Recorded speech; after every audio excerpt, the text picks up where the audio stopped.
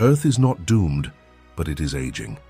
And civilizations that misunderstand aging mistake it for sudden collapse. Humans talk about climate change as if it is a political problem, but it is a planetary engineering problem, and engineering problems require scale, capital, and coordination.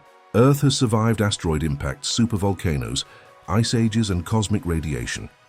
But the difference today is that humanity has become a planetary force without planetary governance. We are altering cycles without controlling them. The solution is not to shrink humanity.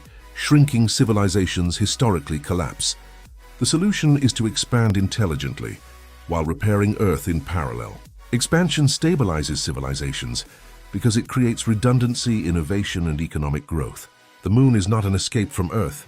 It is a pressure valve for Earth, a second continent that allows humanity to move heavy industry, dangerous experimentation, and large-scale energy generation off the biosphere, while Earth is restored as a controlled biological habitat. This is exactly what happened when cities separated industrial zones from living zones, except now the separation is planetary. Earth should become the garden. The Moon should become the factory. Orbit should become the highway. This is not science fiction. This is logistics. Robots can mine, refine, and construct on the Moon without air, without food, and without human risk, while AI manages logistics at scales humans cannot. The same automation that built global supply chains will build interplanetary supply chains. The first trillion-dollar companies in history will not be social platforms. They will be lunar industrial corporations. Repairing Earth requires removing carbon, restoring ecosystems, stabilizing oceans, and rebalancing atmospheric chemistry. None of that requires humanity to shrink. It requires planetary-scale industry redirected toward restoration. The Moon allows that industry to scale without destroying Earth further. Think of Earth as a hospital ward and the Moon as the industrial district that powers the hospital.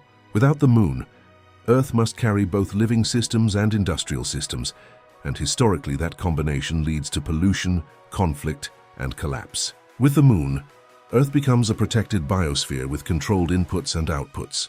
500 years ago, humans moved industry from villages to cities, from cities to continents. Now we move industry from continents to space. This is the natural trajectory of civilization. Those who argue that humans must reduce population misunderstand history. Humanity did not reduce population to survive plagues and famines. It increased productivity, expanded territory, and advanced technology. Expansion is the stabilizing force of civilization. The Moon is not just insurance. It is leverage to fix Earth, leverage to build wealth, leverage to create planetary governance beyond politics. A civilization that controls two worlds can stabilize one world.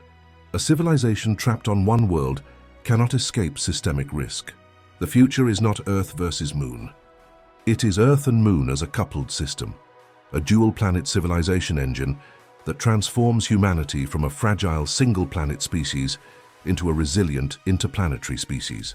That is the difference between extinction and continuity, between collapse and expansion, between fear and engineering.